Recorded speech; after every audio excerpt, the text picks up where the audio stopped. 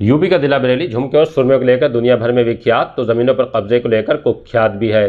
प्रशासन और पुलिस के रिकॉर्ड को देखें तो छोटे से बड़े बिल्डर के दामन पर जमीन पर अवैध कब्जे की मिट्टी के धब्बे लगे दिखाई दे जाएंगे। यही वो पहचान थी जो इसी साल गुजरी 22 जून को पीलीभीत बाईपास पर सामने आई। करोड़ों के एक प्लाट पर कब्जे के लिए पुलिस के रसूख को चैलेंज और कानून व्यवस्था के साथ खिलवाड़ किया गया। बेलगाम तमंचे और राइफलबाजों ने इस अंदाज में व्यस्त मार्ग पर दिन दहाड़े सरेआम गोलियां बरसाई कि वहां से गुजरने वाले में दहशत फैल गई। जब प्रॉपर्टी के दो बड़े धंधेबाजों और उनके गुर्गों में फायरिंग के ये वीडियो वायरल हुए तो उसकी गूंज देश भर में सुनाई दी। उस वक्त के एसएसपी घुले सुशील चंद्र भान के तबादले को भी इसी गोलीकांड से जोड़ा गया। बरेली में बतौर कप्तान अनुराग आर्य ने कमान संभाली। तब पीलीभीत बाईपास के दबंगों की दबंगई मिट्टी में मिलने की इबारत लिखी जाने लगी। मुख्य आरोपी राजीव राणा का होटल दफ्तर और दूसरे पक्ष के आदित्य उपाध्याय का रिसोर्ट बुलडोजर से जमींदोज कर दिया गया। फायरिंग के बाद जो नामजद भूमिगत हो चुके थे और उनकी तलाश में पुलिस खाक छानती घूम रही थी, वो हाथ उठाए हुए सड़क और एसएसपी दफ्तर तक दिखाई देने लगे, ये कहते हुए कि लो हम आ गए, गिरफ्तार कर लो हमें। एसएसपी ने इस मामले में अब एक और बड़ी कार्रवाई की है। पुलिस रिकॉर्ड में राजीव राणा का गैंग दर्ज करा दिया है। उसे सरगना बताते हुए 23 मेंबरों के नाम शामिल हुए हैं। इसी के साथ पुलिस दूसरे गुट के गैंग को भी सूचीबद्ध करने के लिए कागजी कार्रवाई पूरी करने में लगी है। लाला राम, सचिन उर्फ सज्जन, शाकिर कुरैशी, अफजाल उर्फ छोटे, रजत उर्फ गुलचम, अकरम, इमरान उर्फ झमन के गिरोह भी दर्ज हो गए हैं। एसएसपी ने बताया कि गैंग के मुखिया और मेंबर की खास निगरानी होगी। गैंगस्टर एक्ट में कार्रवाई करके गलत तरीके से अर्जित संपत्ति की निशानदेही और फिर उसके बाद प्रशासन की मदद से जब्तीकरण कर लिया जाएगा। अभ्यस्त अपराधियों की रेगुलर निगरानी के लिए गैंग पंजीकरण की कार्रवाई डीसीआरबी में की जाती है।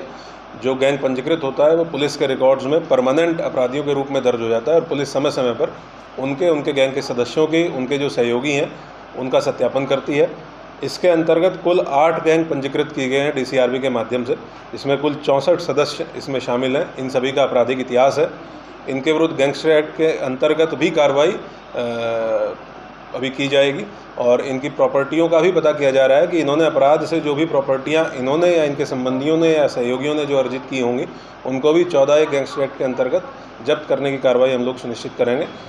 टोटल जो 8 गैंग पंजीकृत किए गए हैं उसमें एक भूमाफिया गैंग जो थाना इज्जत नगर अंतर्गत घटना घटित हुई थी, राजीव राणा और इसके सहयोगियों का 33 सहयोगियों का गैंग रजिस्टर किया गया है, जिसको D220 नंबर दिया गया है। इसी प्रकार से गोकशी से संबंधित 4 गैंग पंजीकृत किए गए हैं, जिसमें 27 सदस्य हैं। अवैध शराब से संबंधित 1 गैंग, अवैध शस्त्र से संबंधित 1 गैंग और लूटपाट छिनैती की घटनाएं करने वाला 1 गैंग इसमें पंजीकृत किया गया है। इनका सभी का गैंग चार्ट भी तैयार किया जा रहा है और आगे विधिक कठोर कार्रवाई इन सभी के अगेंस्ट इंश्योर की जाएगी। और ये हम लोग सुनिश्चित करेंगे कि गैंग बनाकर जितने भी इस तरह के अपराधी हैं जो काम करते हैं आर्थिक लाभ के लिए और किसी प्रकार का अपराध करते हैं, उनको कठोर से कठोर प्रावधानों के अंतर्गत कानून का पाठ अच्छे से कायदे से पढ़ाया जाए। ये क्योंकि परमानेंट एक गैंग के रूप में पुलिस की परमानेंट नज़रों में रहते हैं और इनके हर महीने अलग अलग अभियान चलते हैं, जिसमें पूरे गैंग के सदस्यों को, गैंग लीडरों के यहाँ दबिश पड़ती है, उनका सत्यापन होता है। लगातार ये पता किया जाता है कि वो कहाँ हैं, किस रूप से सक्रिय हैं और उनके खिलाफ निरोधात्मक कार्रवाई लगातार चलती रहती है।